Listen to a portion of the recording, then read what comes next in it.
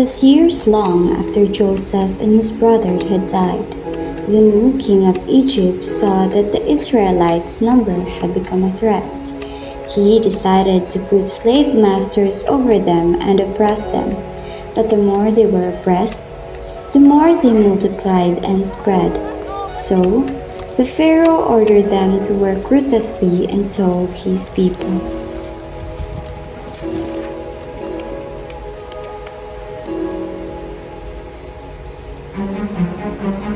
Every Hebrew boy that is born, you must throw into the Nile, but let every girl live.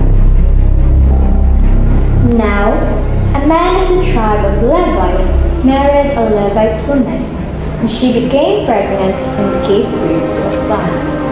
When she saw that he was a fine child, she hid him for 3 months.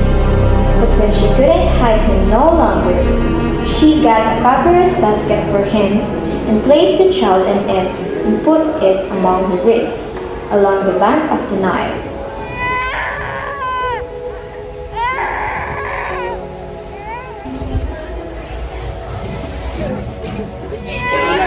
Oh, what's that?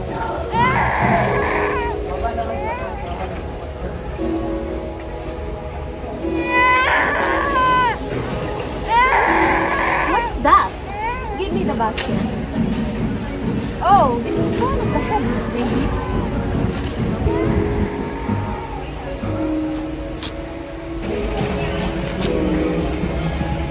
Who are you?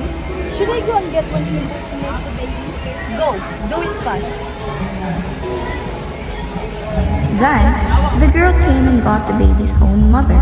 She nursed him as he grew up, but the Pharaoh's daughter raised him as his own and named him Moses. Moses grew up in the Egyptian court, and as time goes by, he realized that he is an Israelite. As he grew older, he noticed how terribly his fellow Israelites were treated by the Egyptians. This is what you get when you disobey my order, old man.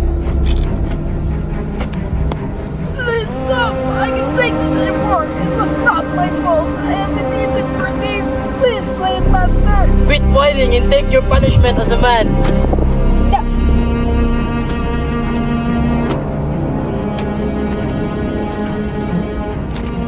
Hey, you there! Enough! You could kill him!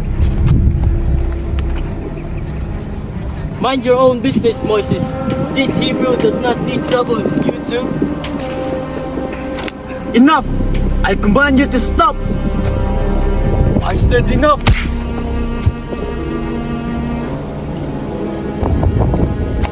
Oh, no! What I have done! This can't be! Hey, slave master! Wake up! Are you dead? Oh no!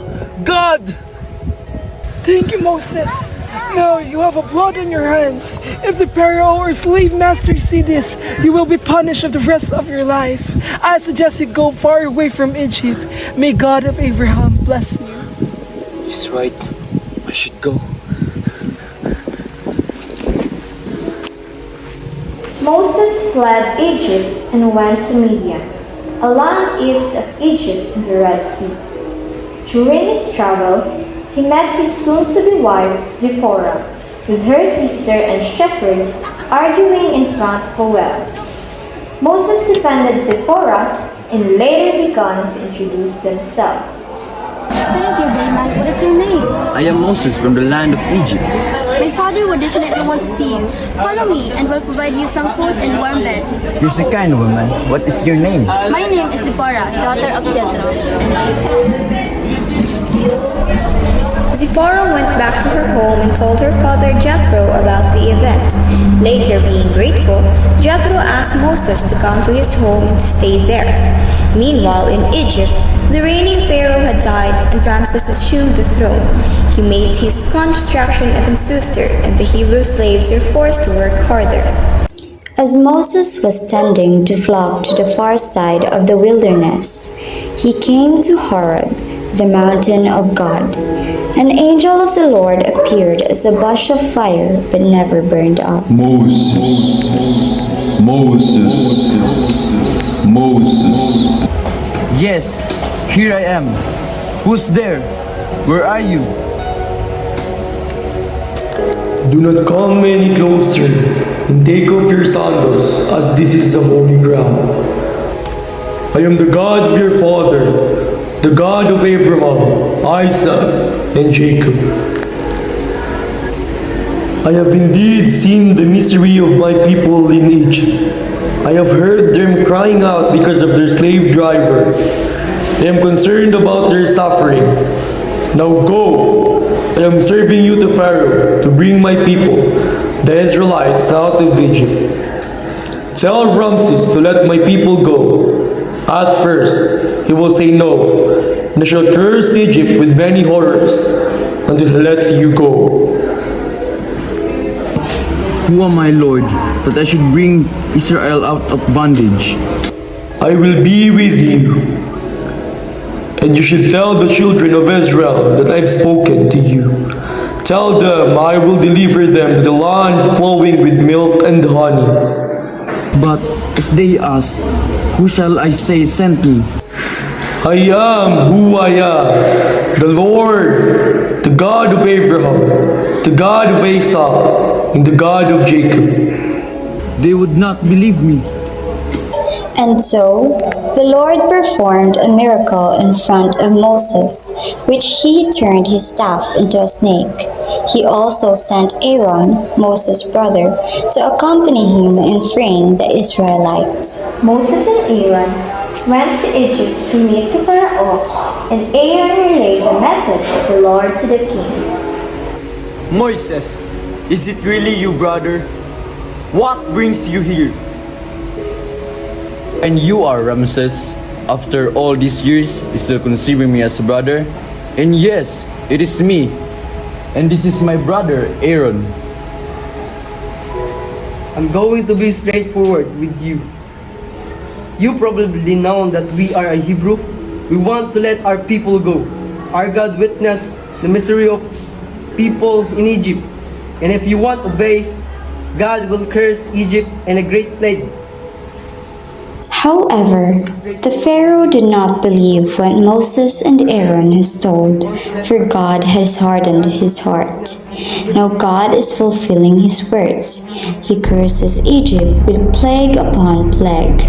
The rivers turn red as if the gods of river themselves bleed. Frogs crowd the cities, spread into every room and offices. Gnats and flies swarm thick, as black as the burning smoke of the pillaged city. Livestock are dying each passing day. The land boils.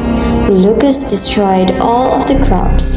Darkness has come into Egypt, and yet the Pharaoh's heart is still hardened as a solid stone. God unleashes the last plague, whose target is every firstborn in Egypt. He sent the angel of death to take the firstborn lives, whose house is not marked. Moses tells his people to mark their door with lamb's blood, so the death may pass their homes. That night, every home which is marked with the lamb's blood gets passed over by the angel of death, but those who are not, every firstborn in there has died, including Ramses' only son. Moses, how cruel is your God? He even took my firstborn, my only child. Now, I have nothing left to live for. Your God wins. You can go now, but all the livestock stay. Not fair, Ramses! How could we survive the desert without anything? We will bring ourselves our livestock and the riches of Egypt, as our God has commanded. Now, Moses and the Israelites have left Egypt with their young, with their old, with their sons and with their daughters, with their flocks and with their herds. God leads them with a pillar of clouds to keep them from the heat of the desert, and a pillar of fire to guide them in the night. Meanwhile, Ramses is still angry and upset about losing his slaves. Moses, Egypt are coming, and they bring an army. The Pharaoh has changed his mind. We are doomed. Moses, we're stuck between them and the sea. What should we do? Yes! Relax, people. I am trying to figure out something. Oh, we're going to die. Moses, what have you done? You have led us to our death. I failed. Why, God? Why did you choose me? Moses, lift your staff and stretch your hands over the sea. Do not afraid, people. God will save us all.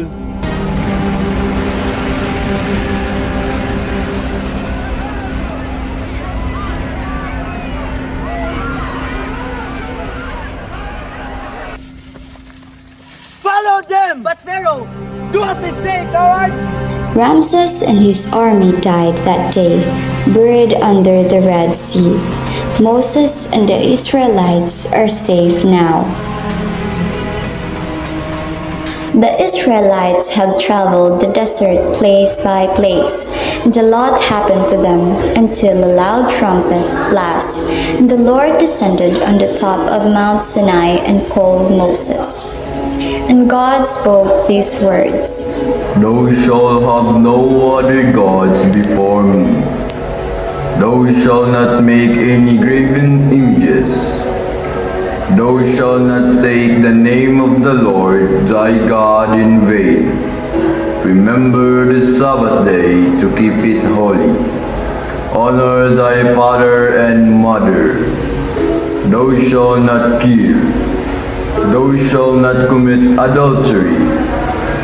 Thou shalt not steal. Thou shalt not bear false witness against your neighbor. Thou shalt not covet. God told Moses to inform the Israelites. God gave the tablet of stone inscribed with the finger of God. The Lord told Moses to go down, as the people had become corrupt and made an idol cast by a calf. But they danced around it, bowed upon it, and sacrificed to it. Moses saw the camp and saw the people singing and dancing. He was angry and threw the tablet out of his hands, breaking them to pieces.